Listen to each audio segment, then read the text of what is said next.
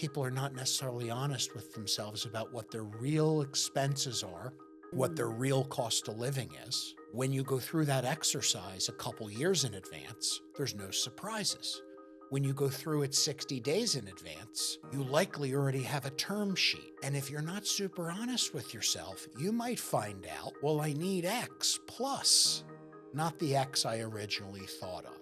When people stress test what their liquidity amount needs to be for work to be a choice, not an obligation. Today's guest is Albert Fox, a managing director at Morgan Stanley and co-managing partner of Fox, Pemberthy, and Dean, a team built around helping high net worth individuals protect and grow wealth in a way that actually fits their lives.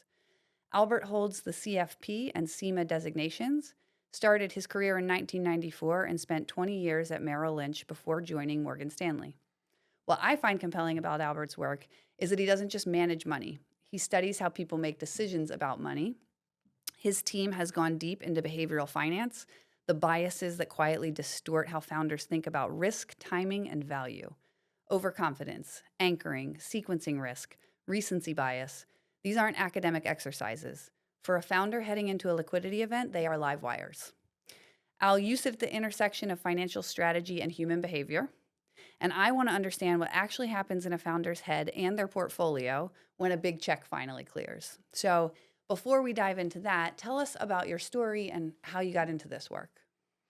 Well, Becca, thanks for having me today. I'm really excited to share the little bit that I know with the audience. I think it's probably after 32 years, maybe a crumb more than a little bit.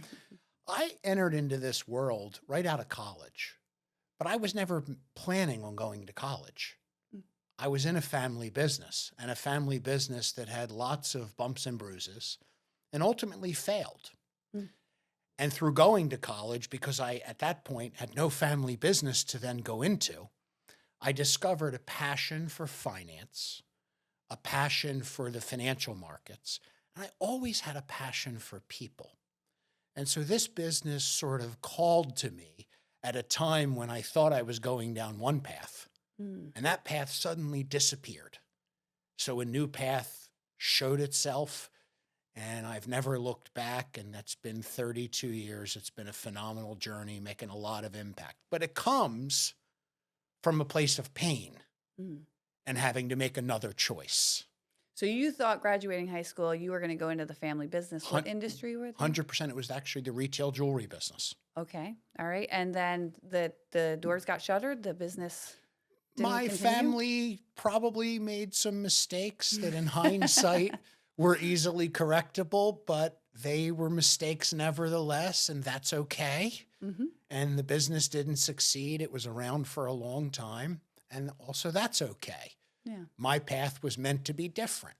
Yeah, that's fair. So you've worked with business owners for decades at this point. You said 32 years. What do most of them get wrong about what comes after the exit?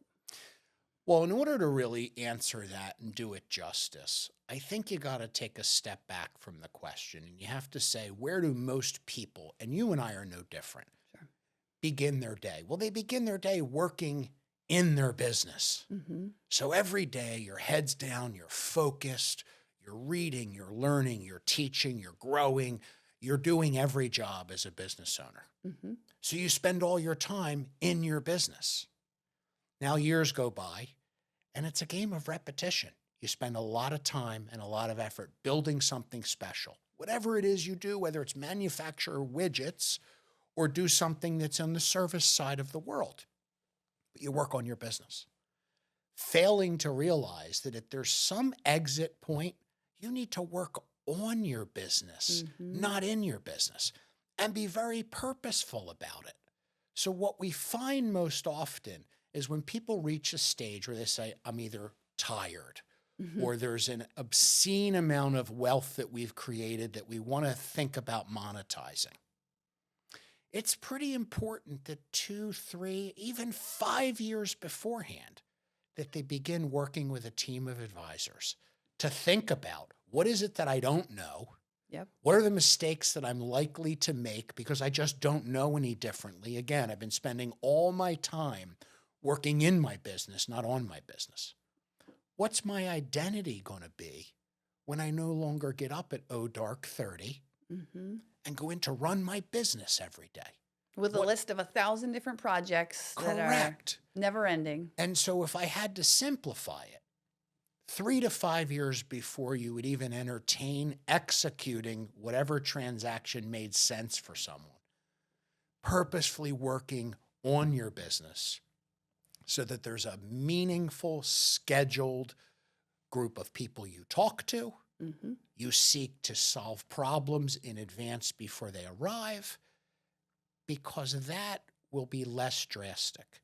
The other piece of this that I suspect you're going to get into, but I don't want to leave out early in this conversation, people also need to work on themselves. What's my identity going to be when I hand the keys over to whomever? And I no longer have 17 white hot fires that I have to put out every day. Hmm. What's life look like? Because we all know, you want something done? Ask a really busy person to get involved and it'll get done. Right. And so it's equally important working in your business, working on your business, working on yourself as to what that's going to look like. And there's a whole series of thoughts that people really need to go through to do it properly in our experience.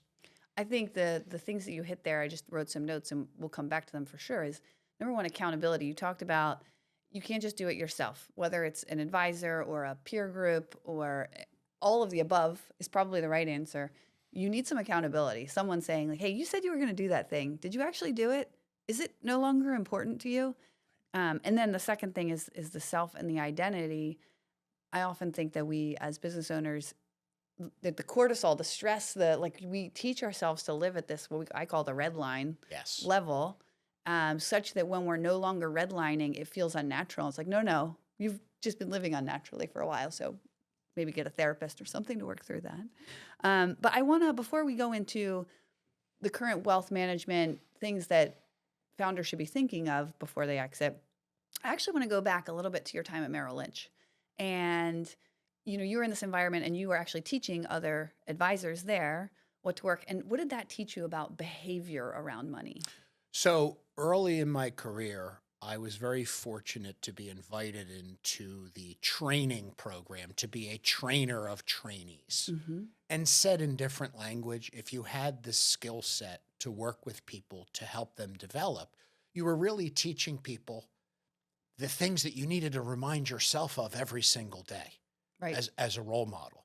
So getting an opportunity to teach, in addition to run a practice and serve clients, forced us to be innovative, stay incredibly current, and stay ahead of where the industry was going. Sort of, if you follow hockey and it's flyer season, where's the puck going? Mm-hmm. Yep. And so it was amazing to have to be a thought leader to demonstrate what it is you were trying to teach. So frankly, we did it as much for our own growth Mm-hmm. as we did to give back. I think anyone that knows me knows, in order to call yourself a professional, you must read, write, and teach continuously. I'm not telling anyone what order, and I'm not telling anyone what material, but you've got to do all three of those things continuously. Otherwise, you get stale at anything you do. Right. And when you take the time to learn more about your profession, I was just thinking yesterday, I listened to this amazing podcast about constraints and how helpful they are in life. Like we went to this generalist and don't have constraints and have complete freedom and how helpful constraints are. And I just remember thinking, yes, that's a thing I've been thinking about, and I needed to continue my education on it so I could go more deep on that idea. So 100% agree on continuing education. At Merrill Lynch, right, I'm sure you had these opportunities where you're working with clients and you say, like, this makes sense on paper, like, do this thing. And then they wouldn't do it. Can you talk more about what you learned about people and their relationship to money? And Well, in our career, at both firms in the past 32 years, most people demonstrate a good amount of common sense when they're educated on why it matters and when they're educated on how it helps them.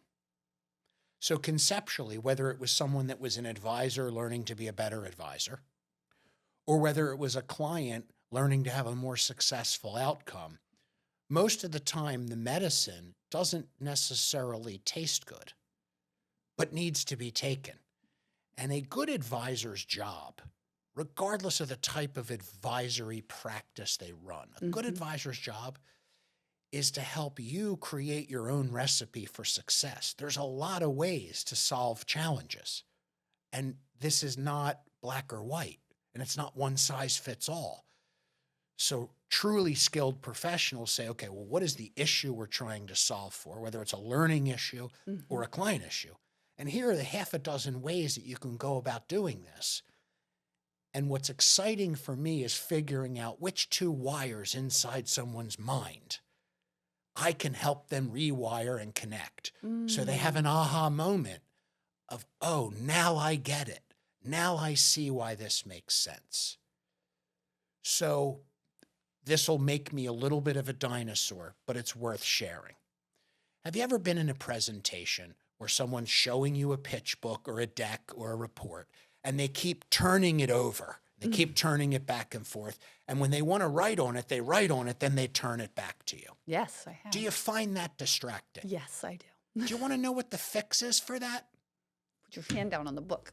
Learn how to write upside down. Oh, as the advisor, not the person. So Yes. you would say that to some people. Well, how do I, in a presentation with a client, how do I help keep them focused on me not flipping the book around? Learn how to write upside down. Or write your notes ahead of time so that way you don't have to write them in front of a client. Mm-hmm. Yeah. Just as a small example. So you think about, you learned how to write the same way I probably learned how to write. Yeah. No one taught you how to write upside down, but I can promise you, You can figure it out. you can figure it out. It's pretty doable. Well, I'm sure you probably had this journey as well. My background started in engineering. I'm a very data-driven person. And even when I was doing energy efficiency work, we would go into these campuses and it'd be pretty obvious how we could save them money, right? More efficient fixtures, chillers, whatever. And what I didn't realize being a young engineer, with my data, right? This is the right answer, is that there was such a human component that I had to learn to navigate with it that had to do with change management, the way we've always done things, rewiring their brain, teaching them new things, taking them on a journey. I would imagine it, even in financial advising, it's the same where you come out and you have all this book knowledge, and then you got to learn the people side of it. I would argue the people side is significantly fairly more important. Mm-hmm. Agreed. Because at the end of the day, I can teach you all the financial theory, which is not myth, it's fact, and I can help shape your thinking. Mm-hmm. How markets work, how portfolio construction works, how to manage risk, how to properly design cash flow and tax efficient strategies from financial planning, how to custom create a plan that'll execute on your goals. Right. That's all theory and practice. But human emotion, you own it. How you feel is how you feel. We professionals, you don't get a vote on how someone feels. Mm-hmm. So if someone feels a certain way, you have to help them, number one, identify with those feelings. Mm-hmm. Number two, identify how those feelings either help them get to their goals or might be a blind spot and hinder them in getting to their goals. And if it's a hindrance, your job is to show people how to find another path. Math is math. Math is always pure. Theory is always pure when proven. But human emotion is wonderful, but it can be messy. Yeah. And it can distort the facts. So good advice is being able to straddle both of them at the same time and create a customized solution for someone that helps them deliver on their unique goals and objectives. So there is no such thing as one size fits all. People talk about it existing. In true professional services, it really doesn't exist. It's all customized. Mm. I feel like even in the work that I do, I use behavioral analytics, the science, to help leaders build great leadership teams. But a lot of that is going on the journey with them to look in the mirror of how you're behaving, maybe keeping you from hitting the goals that you want, right? And to your point, it's a gradual journey that it has to be custom made for that person because you really have to deeply understand and care what's getting in the way, which is a perfect lead in to my next question. When you work with founders now, especially, I know I met you through Vistage TA Group, and I know that you've helped quite a few of the Vistage members through their transition of selling their companies and what that looks like and going on the journey with them.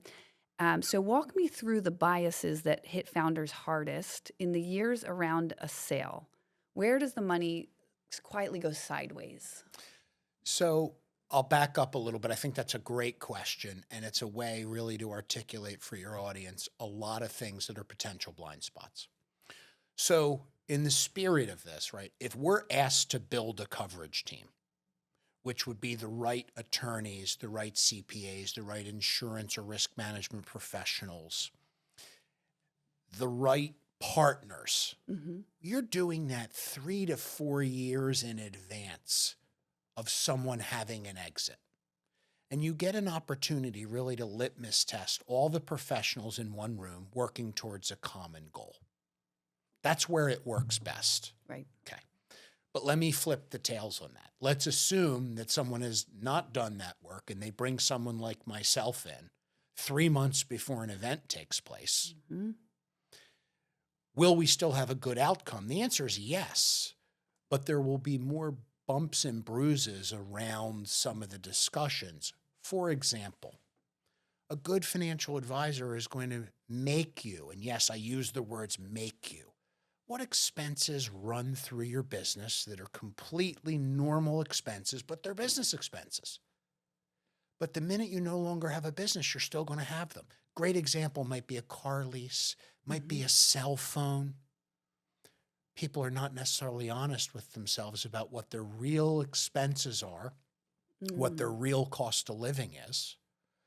When you go through that exercise a couple years in advance, there's no surprises. When you go through it 60 days in advance, you likely already have a term sheet. And if you're not super honest with yourself, you might find out, well, I need X plus, not the X I originally thought of. So if I can give you one tangible example, when people stress test what their liquidity amount needs to be for work to be a choice, not an obligation moving forward. I don't use the word retirement. Retirement's a choice, but work's a choice, not an obligation. You stress test what your expenses are going to look like, what your philanthropy is going to look like, what your estate planning objectives working with an estate planning practitioner, your tax obligations working with a tax professional. You put all this together so you have a real number. What does it look like to do what we want to do now the way we've always done it without any constraints? It's a much more difficult pill to swallow if you figure out afterwards you didn't do the planning as tightly as you could have. So the biggest thing we see is poor preparation followed by, well, this isn't working the way I initially thought it was going to work because I didn't think about this and I didn't think about this. And maybe said differently, I wasn't made to think about this. I wasn't told to do this. And so it's very, very self-reflective behavior in advance. That's how we prohibit people from having to have a do-over. It's all about not having a do-over, pre-event planning. And sometimes, I mean, I would imagine even with that, I come from the real estate world, right? So a lot of the investors I know, they buy properties all over the world. And so when they go on a family vacation, it's a business expense, right? Because I'm going to go look at some real estate. I might buy something there. I'm interested in it. And that could be a $20,000, $30,000, $40,000, $50,000 vacation that now they've put as, it's a business expense, which it truly was in that situation, but they're still going to want to do that level of vacationing post-sale. So even more so than the car lease. When we do spending plans with families, we remind everybody that there is privilege to that information and that there's no judgment. And we really want you for a period of 6 months to track everything you spend and not an index card buying a pack of gum at Wawa on a Tuesday morning. Not that. What is it that you spend? If you go out to eat 7 nights a week, that's wonderful. I'm excited for you. Maybe you'll share a good restaurant reservation with me occasionally. We just want you to be honest with yourself. Right. Because if you understand what your burn rate of capital is on an after-tax basis, Mm-hmm. and you understand your philanthropy, and you understand your family's objectives, and you understand your ambitious things that you still haven't done yet and what they're going to cost, whether that's a relocation, a second home, a third home, a downsize, whatever the case may be, you get a chance to put all that on paper and say, well, what does my transaction need to look like to facilitate my life goals? Again, I'll be a broken record, where work's a choice, not an obligation. Mm-hmm. We tell almost every founder, don't do anything for 6 months, but sit back and look at life and evaluate how things are going and see if you're going to be stir crazy, see how your spending really is when you have time to do things. No drastic decisions for 6 months, give or take. Some people out of the gate, they're very laser focused. I always wanted to build a home here. I always wanted to move. That's okay. 6 months. That's like their reward. Yeah, 6 months. Take a breather.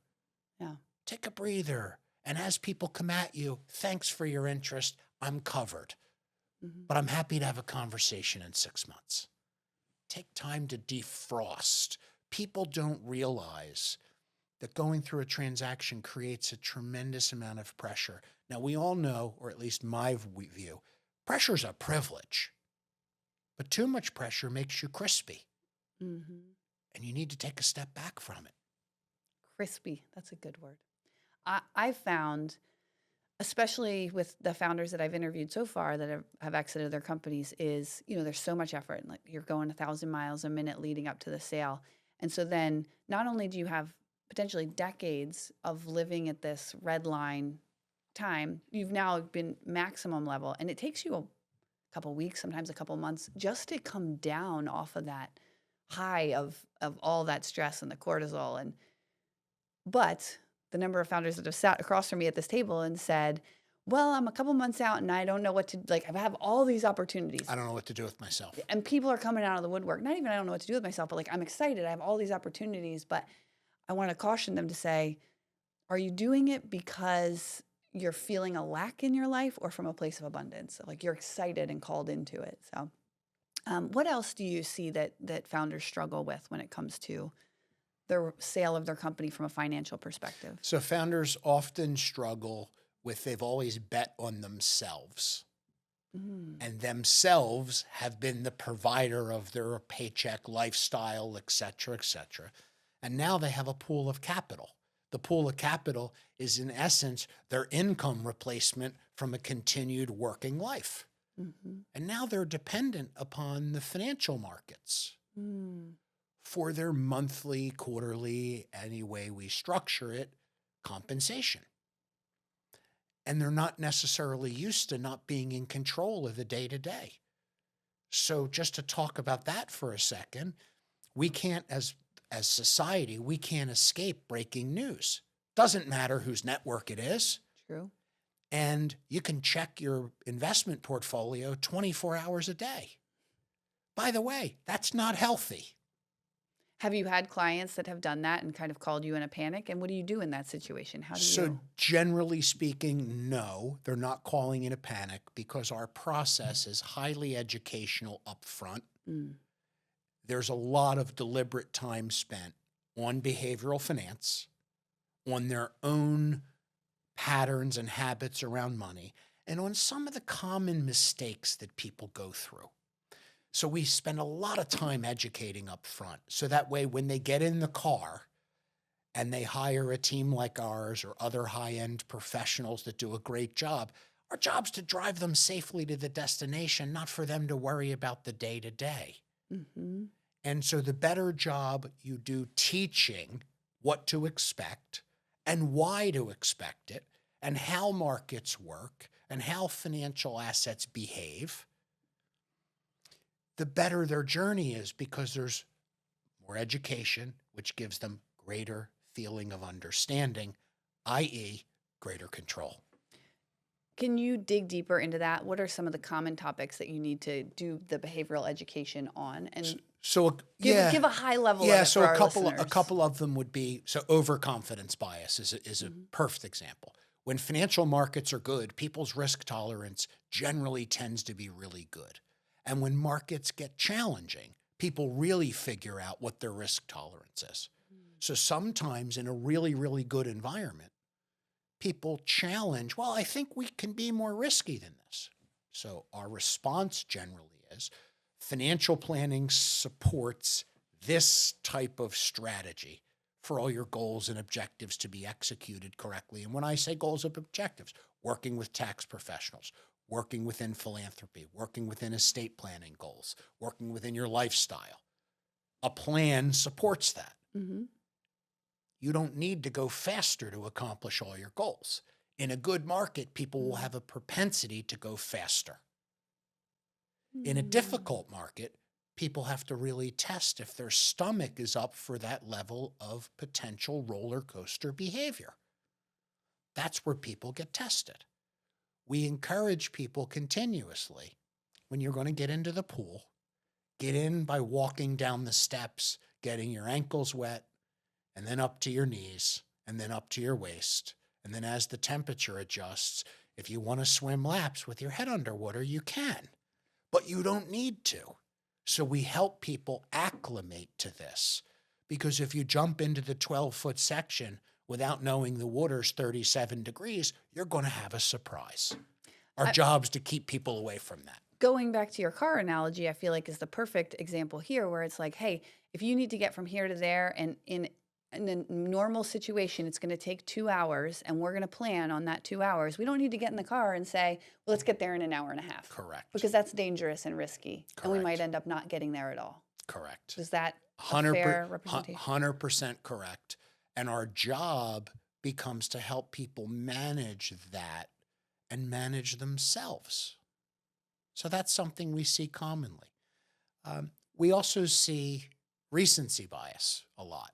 And recency bias would be simply defined as, well, this has done really well recently, so it'll continue to do really well in the future. Mhm. And I could sit here for 2 hours and do revisionist history of event after event after event, where people will say, well, this time it's different.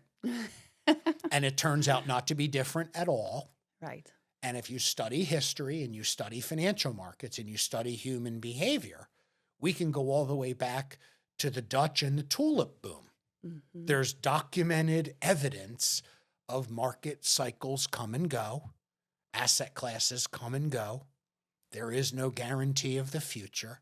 And you need a well-diversified, well-thought-out, risk-managed strategy to accomplish all your goals. But recency bias sometimes gets in the way of that. Do you have that show up when people come in and they demand to buy a certain set of stock, or just they think that the market's going to continue to perform at a certain rate? So generally through education, once we share what they're actually saying, Mm-hmm. not those words, but in actual facts, Mm-hmm. most of the time people's perspective changes. It's really through deep education and understanding what risk actually is. People make smart choices when they have all the information in front of them. And that's an advisor's job. Very infrequently would you go to the doctor and tell the doctor how to do surgery, if Right. surgery is the answer. You Mm-hmm. might seek multiple opinions, and multiple people might tell you there's multiple ways to fix this issue. But at the end of the day, you're going to trust a professional's advice and guidance. And only through education are you going to know what the right advice and guidance is for you, the family. Well, even on the doctor side of things, my mother just went through a knee replacement, and I have to say the surgeon was so good because he sat down and he explained to us, here's what's going to happen, here's what it's going to look like. Whereas we've gone through health procedures with my parents before, where it's like, you have no idea. You Right. don't know what's coming. And that's when you get stressed out and you try to take back control right? So the education component, I don't think can be undersold in this environment. So you mentioned recency, you mentioned overconfidence. What else are some of the behavioral things you see? So anchoring would be another one. Anchoring would be commonly defined as there's a line in the sand.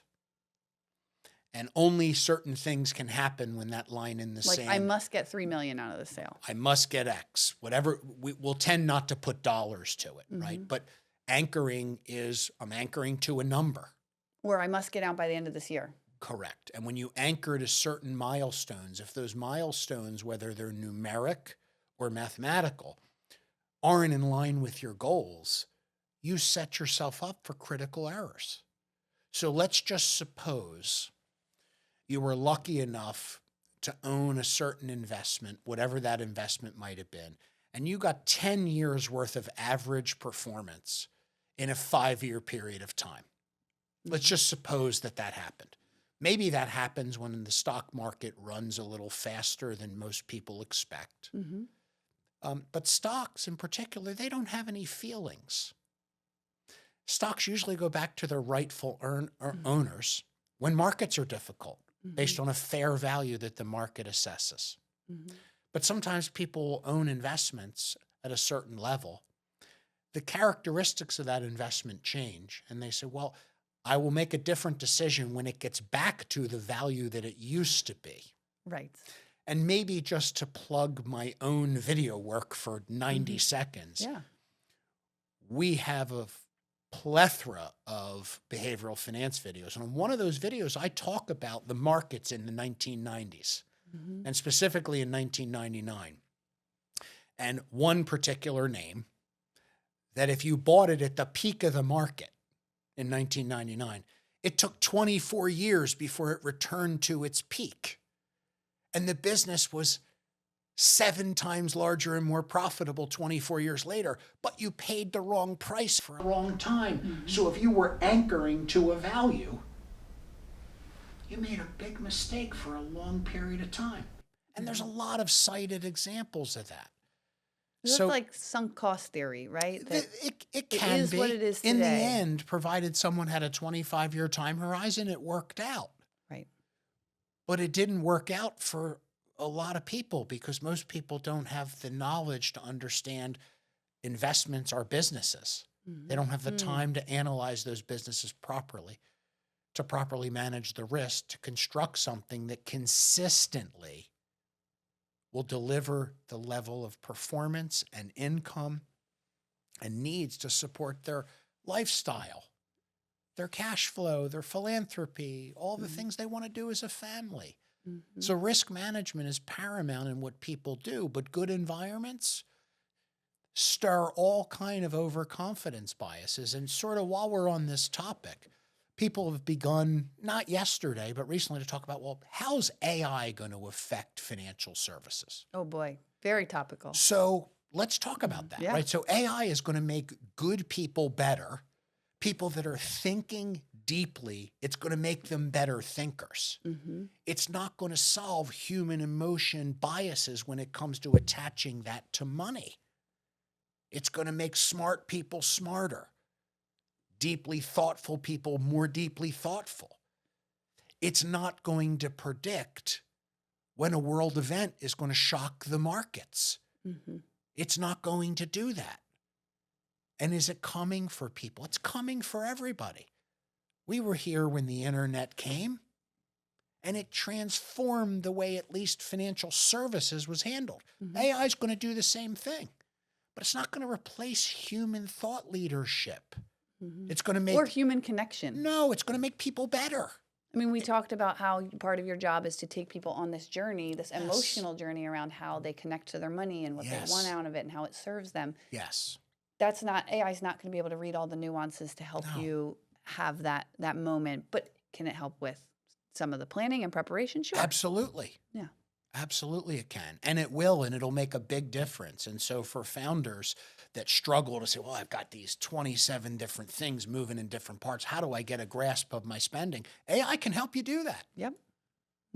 It can even help you point out some of the patterns of where the money goes, Which in an unemotional way, which I think is interesting. which is great, but it can't sit with you and say why. and help counsel you through why and how do you modify behavior. And make and sure hold that mirror up. Yes, and make sure that this exit is the right exit. One of the things that we do a couple times a year, we never plan this, it just happens, is someone goes through a deep dive of planning and structuring and contracts and terms, and they get to 90 days out from a finish line, and they begin to have a little bit of deal fatigue. That happens with everybody. Mm-hmm. And oftentimes we'll be looking at the numbers and they'll say, I'm just not convinced that this is the right transaction. It doesn't give me, my words, the unlimited freedom that I thought it was going to give me. Mm-hmm. Some people are a little bit younger that have a liquidity event. And so, what's your enemy if you're in your 50s and you have a great liquidity event? Your enemy's time, Mm-hmm. because life expectancy's into your 90s. Mm-hmm. And you can say to me, well, people in my family don't live into their 90s. Well, just get Social Security data and look at Social Security data, female, male data, if you live to 70. 25% of the population, according to Social Security's data, lives into their 90s. Mm.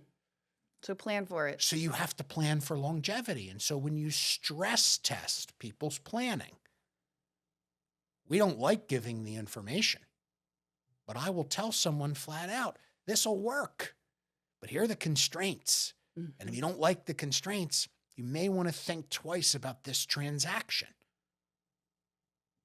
And I think people appreciate blunt force trauma and honesty.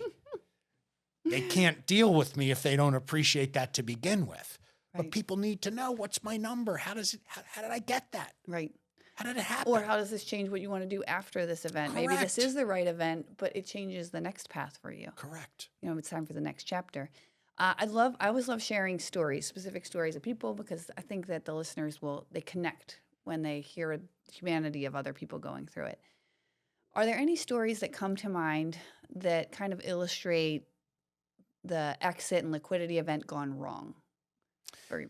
So we just finished a transaction literally in the last 30 days of two high school friends that were in business together. Identical balance sheets, identical liquidity. They had one bite of the apple 3 years ago, and it was about 60% of their liquidity. And it was what I would call, it was a taste. Okay. It was not at the way they choose to live. It was not life-altering money where work was a choice, not an obligation. Mm-hmm. This particular transaction, 60% came to them, 40% was put back into new co with an earn-out. Okay. And what transpired over the last 3 years was one partner achieved all the targets, didn't touch any of his original corpus, lived off of his continued salaries and bonuses. The other partner spent about 35% of his original corpus. Now they were pursued to have a second bite of the apple. And there was some contention amongst these two lifelong friends and partners. Can you back up for 1 second when you say Sure. bite of the apple? Explain that for an audience that might not understand. So a transaction has multiple components. In this particular component, there were 3 parts to a transaction. Part 1, which was 60% upfront in cash. Mm-hmm. Part 2 was you had to achieve certain thresholds of performance in your business to get a second 20%. Mm-hmm. And part 3 was the final threshold to get 100% value. Okay. This was their choice in a transaction. And when they set this down, it was supposed to be over 3 or 4 years. It was supposed to be a 5-year period of time. 5-year period. Okay. They hit both of their milestones early. Okay. One of the partners wanted to finish the 5-year time frame and renegotiate so that there was more economic value because they're only in year 3. Right. The second partner, I want the money now because my planning hasn't worked out the way I thought. This person spent about a third of their initial liquidity. Mm-hmm. Not poor planning, not poor strategy, human behavior that was uncontrollable, in some degree, behaving like a lottery ticket winner. Mm-hmm. Right. And it caused contention, it caused a final sale, and it caused the dissolution of a friendship of 35 years. Both parties now have their resources. Mm-hmm. One party is completely full, Yep. every dollar they've received. And one party They've been made back to where they should have been in the first place had they followed a more disciplined spending pattern. Are there regrets? I don't think there's regrets from one of the parties. I think there's self-imposed regrets on one of the parties for not being honest with themselves with what they spent. Yeah. It was predictable. We talked about it at length. They've made modifications, and they're going to be fine. Right. But behavior influenced decision-making. The planning told the story. Okay. So there's one where it didn't go wrong. And I like that you had kind of the both parties to show how it would have gone. Two paths, right? Tell me about a time when the planning went exceptionally well for a founder on a liquidity event. So there's another example that I can cite, which was first quarter of this year. Two brothers. One brother continues to want to work, and the other brother has some health challenges and wants to be done.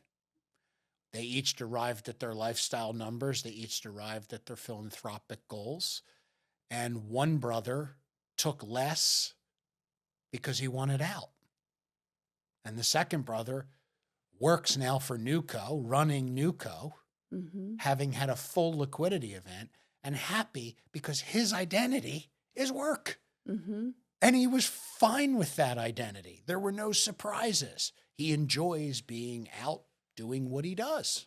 In this example with these brothers, when did they come to you? How soon before the transaction did you start About working on it? 2.5 years before the transaction, they came to us and said, we want to begin the exercise of what's it look like for me to have enough liquidity so that work's a choice, and my brother to be done forever. He wants to be done forever. There's some reasons he wants to be done forever. And so you run both parallel cases side by side. It's two separate families, even though it's one transaction. And it worked out phenomenally well because people took the time to understand the issues. Okay, so going back into the two brothers, what I find interesting in talking about the psychology of it is choice, the idea of choice and control. The farther out you begin, 2.5 years for these guys, now it becomes my choice to take less and to live the lifestyle I want instead of it being forced upon me because I waited too long and now I have a health event and I have to go, right? So if your listeners could pause, rewind, listen to what you just said 3 more times, you can't say it any better than that. Yeah. The longer you give yourself to plan for this, the more choice you have, the more control you have over the outcome. 100%. So tell me some other stories that would resonate with founders, kind of that will illustrate either when things go really well or when things might go wrong. Yeah. So if I pull through my mental archives, we have done a lot of transactions in our 32-year career. And as a common theme, earlier preparation, better outcome. Later preparation, not as good of an outcome. Drastic decisions, not as good of an outcome. Purposeful, deliberate decisions, better outcome. So I can give you another example of someone that had a liquidity event about 5 years ago, and they happen to live in the state of New Jersey. Okay. New Jersey can be a painful state from a tax perspective. Before considering moving to Florida full-time, you should consciously talk to your tax advisor and your estate planning professional. But to go down and build a big, beautiful home and move your whole life to Florida after you've never spent any real time there other than 4-day weekends, and to spend a boatload of money doing it, to find out that's not the life you want. So we have a lot of people, that's an example of someone that was in a hurry to get something done right out of the gate. So sold the business, liquidity had a event, liquidity event, was like, I don't want to pay taxes. Always wanted an oceanfront home on the coast of Florida. Had a great liquidity event, sold their residence in New Jersey, built a beautiful home on the ocean in Florida. Spent 50% of their proceeds building what they wanted. It's an asset. Not going to say against counsel's advice. I'm just going to say the math still worked, but this was a commitment to a piece of real estate. That's okay. Their cash flow still worked. And after a couple years down there, they discovered it's not where they want to spend their time. The real estate market changed. And they decided to come back to their life in New Jersey and have a home at the Jersey Shore. And it cost them significantly by being in a hurry. Hurry up and make a decision, as opposed to be slow, gradual, and deliberate in decision making. Now, if people know it's the right decision, then they know it's the right decision. We'll often tell people when they're going to be drastic like that, why don't you try before you buy? Right. You go spend a winter. See how 90 days Rent feels. the nicest house you can. See how 180 days feels. See how July in South Florida feels. I used to live in Tampa, man. Not not judging, great. just so we've seen that happen. The theme, which you hear if you hit rewind and listen to 3 examples we've talked about. Hurried decisions don't end well. Purposeful, deliberate decisions end really, really well. What would you say to someone, because I do have to think that the founders who are listening to this podcast are thinking, man, she's told me I need a tax professional, a CPA, a wealth manager, a advisor on their leadership team, potentially an EOS, all these people add up to a significant investment. And we're saying, and we actually want you to make this investment a couple years before you're going to realize any returns from it. What would you say to that person? Well, 2 things. Number 1, making an investment in your own future success is the best investment you can ever make. Better than any financial asset can pay you. Number 1. Number 2, be honest with yourself about what you need, right? If you have had, and I'm not picking on anyone, if you have had a CPA firm doing your work for 35 years, and it's a 3-person firm in the basement of a row home, and I'm not picking on anybody, and you're running a multi-million dollar operation, and you're their biggest client, you just have to ask yourself, am I being served the way I need to be served to execute on a transaction? If your good friend has helped you with a traffic ticket and a real estate closing and a judgment dispute and a zoning issue, is that the right person to structure your estate planning with the complexities of the tax laws? If you've had a do-it-yourself brokerage account online and now you're going to have some real wealth, are you the right person to make those decisions for yourself? And I can go on and on. Everyone should really take an inventory of who are the professionals in their life. Are they professionals I could call at 2 in the morning in an oh my goodness moment, and they would show up, and they would have the intellect and the organizational structure to support where our family is headed, not where we are. And so incumbency is great, but everybody's work should stand the gleaming eyes of scrutiny. Everybody's work. Make sure that you got the right group of people around you. And sometimes it can be a fractional CFO coming in addition to your own CFO. Are you missing anything? Right. It could be someone to make sure your people are aligned correctly. One of the other things that we see is after a transaction, the human collateral damage of the people that are left behind, people that helped you build it. Sometimes there's not a game plan for that. You want to really have a founder that's disappointed? It's when the people that helped them get there aren't treated with the same level of deference and respect and value that they were treated when the founder was there. Or where the founder leaves and they feel that they've been abandoned because there was no provision for them or no thought to their continuation. That's right. A good transaction is more than just the math. It's about executing something that has continued longevity for the people that are still there, for the customers and clients that are still there. And it's about making sure that that longevity is followed through. Most founders we talk to, You say, well, what's going to keep you up at night? It's a question I get into a lot with people.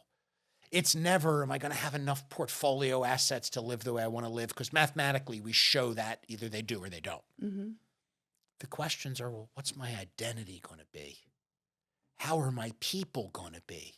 What's my legacy? What's my legacy going to look like? Mm-hmm. How are we going to spend our time? Where are we going to spend it? Who are we going to spend it with? Mm-hmm. They're the things that keep people up at night, not some of the other things. I want to go back just a second to bringing together the right team around you in advance of your liquidity event. That's the whole purpose of this podcast, is to make you realize the sooner you start this, the better your returns will be in an exponential manner. You mentioned at the beginning of this podcast that what founders and CEOs are used to doing is betting on themselves. Completely. And so I think what we're asking them to do is to continue to bet on themselves, to know that when you bring these advisors, you are going to leverage them to the highest to maximize the exit in the way that you would like to see that play out. And we're asking you essentially to bet on yourself again, to know that this is coming and to do what you need to do. But we're asking bigger than that. We're asking you to bet on yourself by leveraging others that have more expertise than you and have zero emotion to your set of priorities. Yeah. It all comes back to human emotion. A lot of people know what they need to do. They're just prohibited emotionally from doing it. And that's where a set of great advisors around the table can help you pull the trigger on the things you know you need to do. I'm not sure everyone flosses at night after they brush their teeth, even though they know they should. And if the dentist were in the bathroom with you, they'd be telling you to floss. That's the role of a good advisor. This has been an amazing conversation, just from your insight, from your wisdom. And you've obviously gone on this journey with many, many founders and helped protect their legacy and their wealth and helped coach and counsel them through the roadblocks. What one last piece of advice would you have for a founder, CEO who's staring down, the future and saying, there is an exit event in my future. What's your one piece of advice now? Talk to a few people that have done it before you to learn about the things they wish they got a chance to do over. Mm-hmm. And be very conscious about building the right team around you well in advance to make the best decisions for you and your family. Fantastic. I could not have said it better myself. What's the best way for people to reach out to you? If people would like to chat further, they can feel free to reach us directly through our email, our phone number, our website. It's a confidential conversation. It doesn't cost anybody anything but a little bit of time. And if we're the right fit for someone, we'd love to share some of our guidance to help you make better decisions. Becca's going to provide that information at the end of the podcast. You bet. Fantastic. Thank you so much for being a guest. Thanks for having me. Thank you, everybody. Been a pleasure. This is the 5-Year Exit with Becca Shea. Thanks for listening. And if you're interested in learning more about how we help CEOs and founders build great leadership teams that can work without them, go ahead and book a call with us. We'd love to talk more.